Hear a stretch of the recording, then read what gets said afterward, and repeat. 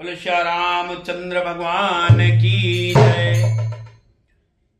मित्रों, उधर अनुसुईया जी ने पिछले कथा में अनुसुईया जी ने सीता जी को उपदेश दिया और इधर अत्रि ऋषि जी जो है भगवान श्री राम को से एक कथा कर रहे हैं। और इस भाग में बहुत रोचक कहानी है, इसको थोड़ा ध्यान से सुनिएगा, आपको बहुत ही आनंद आएगा। अत्रि रघुबर से मिले इधर प्रफुल्लित गात, कहीं उन्होंने भी यहां पुरुष धर्म की बात। अनुसुईया जी ने नारी धर्म के बारे में सीता जी को बताया और अत्रि ऋषि ने भगवान श्री राम को पुरुष धर्म के बारे में बताया। और क्या कहा, हे राम तुम्हारे द्वारा कुछ जग को संदेश सुनाना है, जग को संदेश सुनाना है, जग को संदेश सुनाना है। कर्तव्य पतित नर मंडल को किंचित उपदेश सुनाना है, कर्तव्य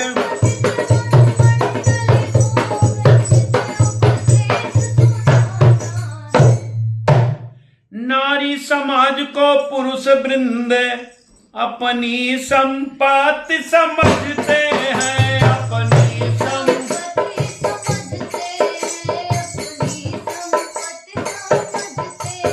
हैं। है खेद कि उनसे अपने ऊंचा उनको नीचा ही गिनते हैं, है खेद कि अपने को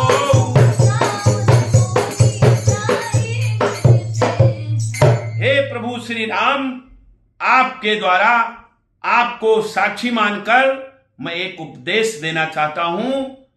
नारी समाज जो है को पुरुष समाज अपनी संपत्ति समझता है, अपनी प्रॉपर्टी समझता है। खेद है कि अपने को ऊंचा बताता है और नारी को नीचा गिनता है। यह नहीं जानते हैं वे नर कितना अनुराग नारी का है, कितना अनुराग नारी का गृह में समाज के जीवन में क्या व्यतीत भाग नारी का है, में समाज में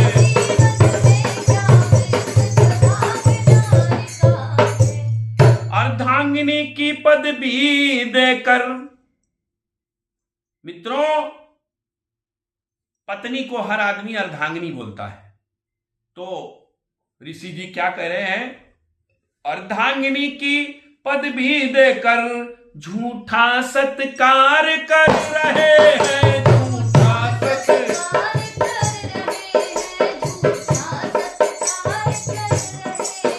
सहधर्मिणी पद के पर्दे में अति अत्याचार कर रहे हैं, सहधर्मिणी पद के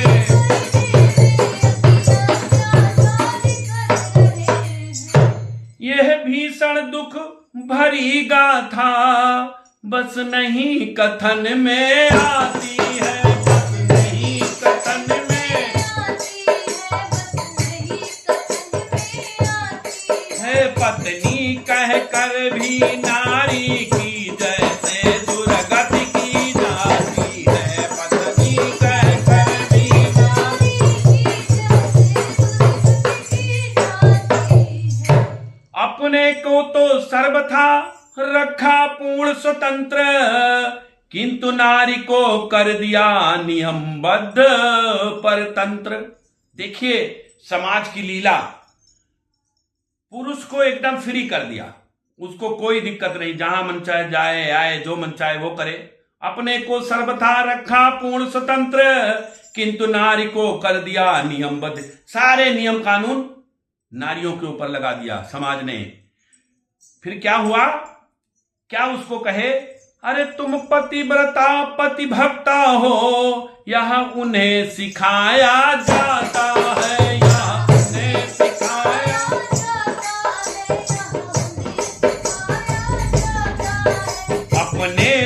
वही बात आती तो भेद छुपाया जाता है, अपने पर वही बात आती तो।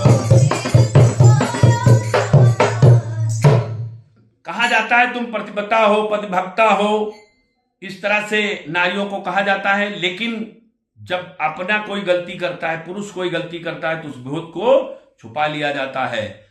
अपने 10 भी कर ले विवाह, सुनिएगा, अपने 10 भी कर ले विवाह, फिर भी होता व्यभिचार नहीं, फिर भी होता व्यभिचार नहीं। नारी स्वधर्म से गिर जाए तो जीने का अधिकार नहीं, नारी स्वधर्म से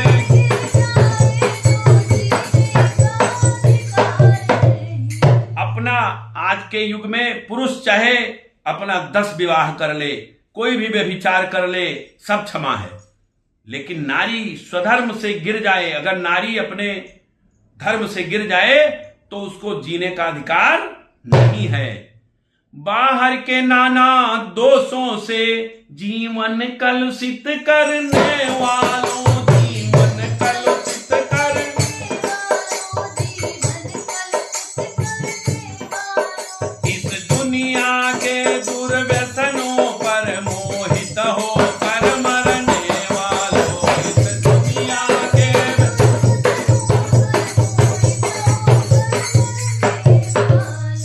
सीखो तुम नारी मंडल से सच्चा निस्वार्थ कर्म क्या है, सच्चा निस्वार्थ कर्म क्या है, सच्चा निस्वार्थ कर्म है क्या, क्या प्रेम और क्या सहन शक्ति सेवा है, क्या स्वधर्म है क्या, क्या प्रेम और क्या सहन शक्ति सेवा है, क्या स्वधर्म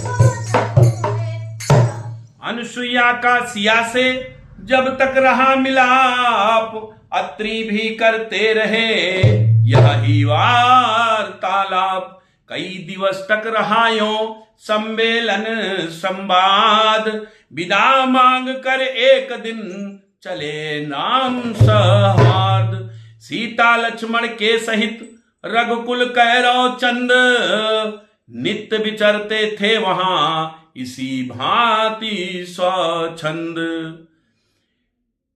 भगवान इनसे मिलके अब आगे बढ़ते हैं और आगे बढ़ने के बाद उनको ऋषि मुनियों का मंडल मिलता है और ऋषि मुनियों के मंडल के साथ वो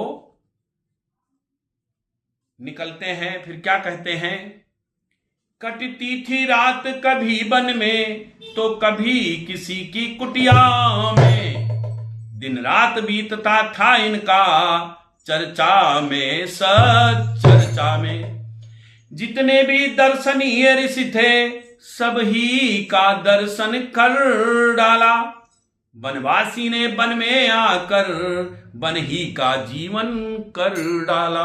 भगवान ने कोई भी ऋषि जंगल में नहीं बचा जिससे ना मिले हों। आगे चलकर मार्ग में मारा असुर विराध, असुर विराध को मारा, ऋषियों की बाधा मिटी बनपत हुआ आबाद। मतलब वो ऋषियों को परेशान करता था तो उसका उन्होंने अंत किया। तब जाकर सरभंग से मिले सच्चिदानंद, मानो पास मुमुक्षुस के पहुंचा ब्रह्मानंद। अरे बरसों में साध हुई पूरी, अवलंबन अब जन छोड़ेगा, अवलंबन अब जन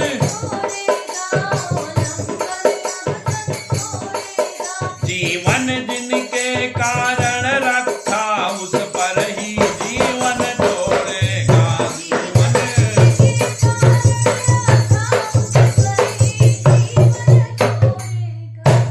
जब उन्होंने बाण चलाया उस राक्षस को, फिर क्या हुआ, अरे सब अपने जी की कह डाली, अंतिम प्रणाम कहते कहते, अंतिम प्रणाम कहते श्री राम धाम ही गया भक्त सीता राम राम कहते।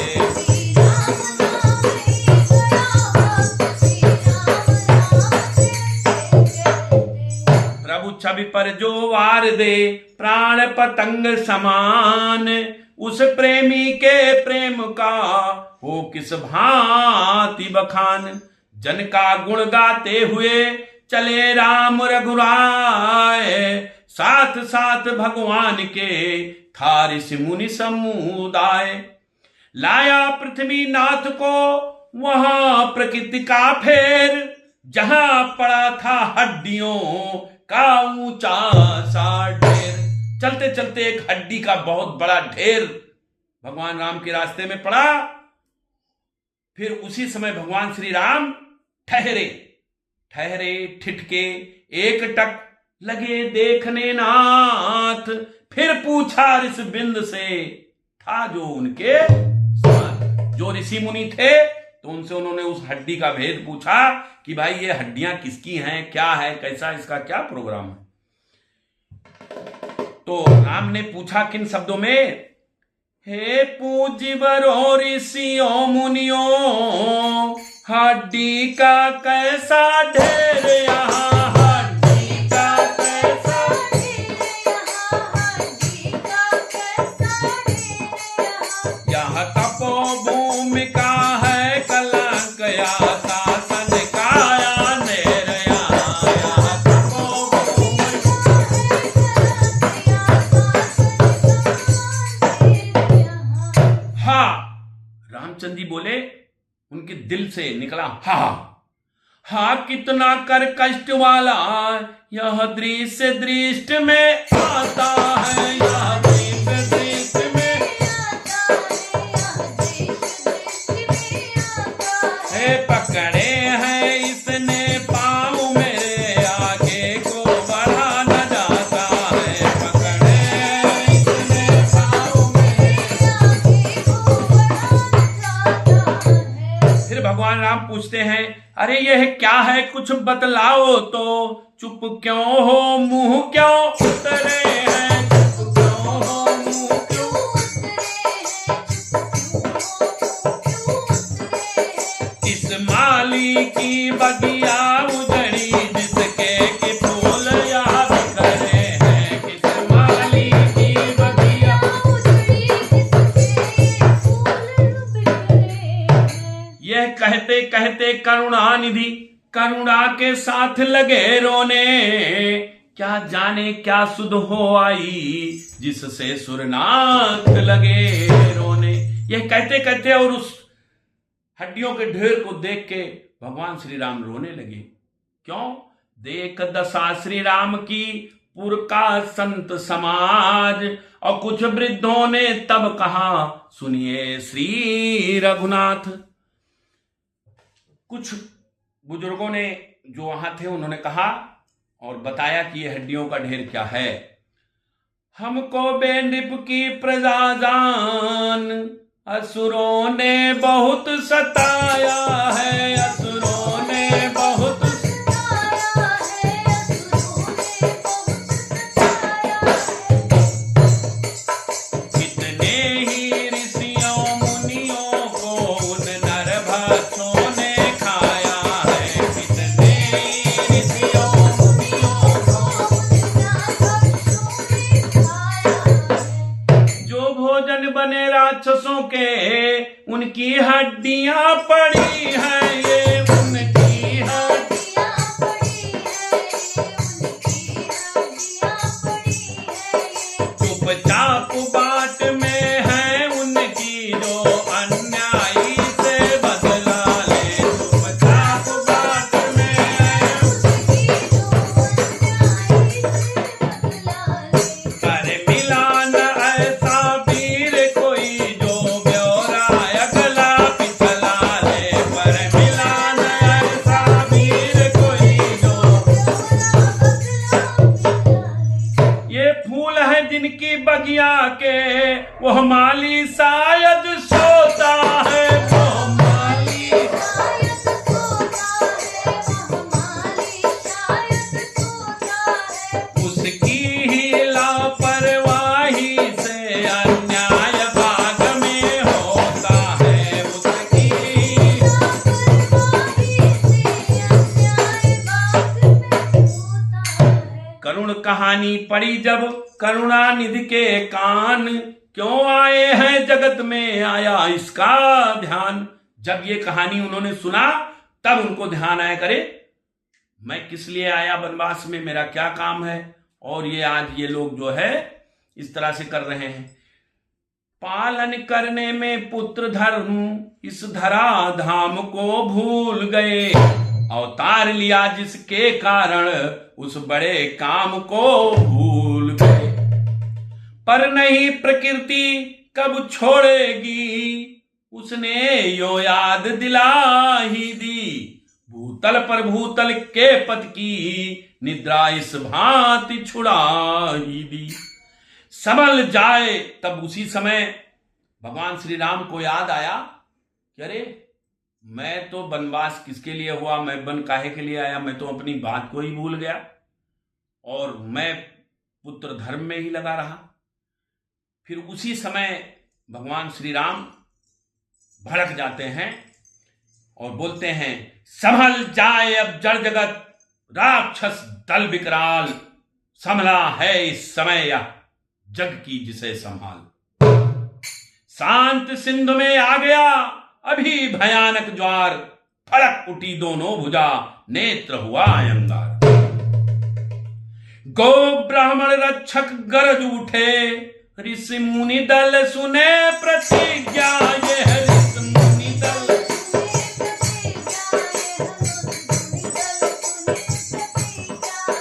पाताल सुने भूलोक सुने नभमंडल सुने प्रतिज्ञा, पाताल।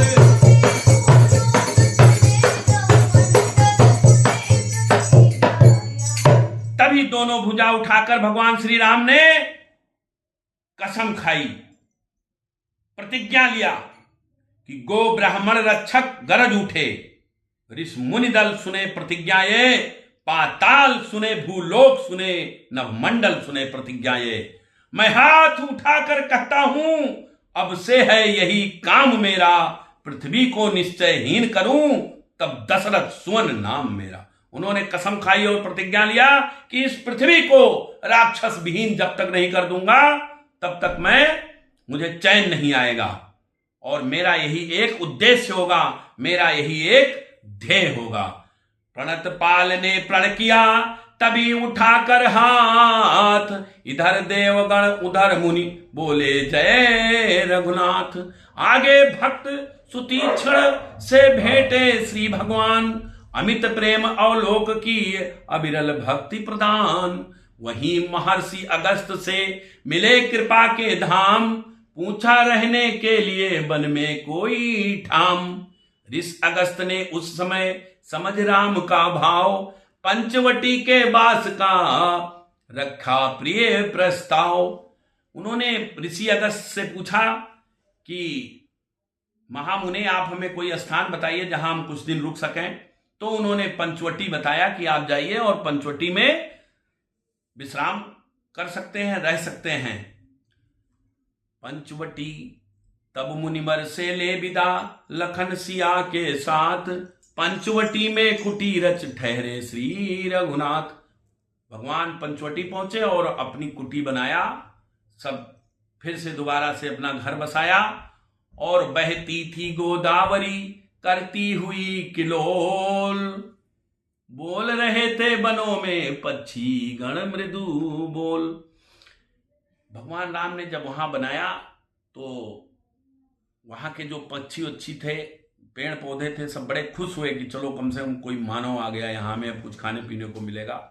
राम धाम ऐसा बना सुंदरता का धाम, और पंचों में पावन हुआ पंचवटी का नाम। वो जो बनाया गया वो पंचवटी के नाम से मशहूर हो गया। तुलसीदास जी, वाल्मीकि जी अपनी कथाओं में पंचवटी का प्रसंग है और पंचवटी मेन स्थान श्री भगवान श्री रामचंद्र जी का रहा। वहीं से सारी घटना दुर्घटना हुई। नित्य कुटी के द्वार पर होता था सत्संग, कभी विवेचन का कभी शक्ति का रंग। इस तरह से भगवान श्री राम पंचवटी में अपनी कुटिया बनाए और वहां रहने लगे। अब देखिए यहाँ का प्रसंग यहाँ तक यहीं पे समाप्त करता हूं। आगे का जो प्रसंग है वो रावण की बहन शूर्पणखा का प्रसंग है। वो विचरण करते हुए आती है, तो शूर्पणखा का नाक वगैरह का काटने का प्रसंग है। तो इसको हम अपने अगले भाग में, मतलब पंचवटी भाग 4 पार्ट 4 में बताएंगे। तब तक के लिए हमें विदा कीजिए, और मैं आपसे यही प्रार्थना करूंगा कि आप इस कथाओं को खूब अच्छे भली भांति सुनेंगे और समझेंगे, और अगर कोई त्रुटियां मेरे द्वारा हुई हैं तो कृपया उसे क्षमा कीजिएगा। बोले श्री रामचंद्र भगवान की जय।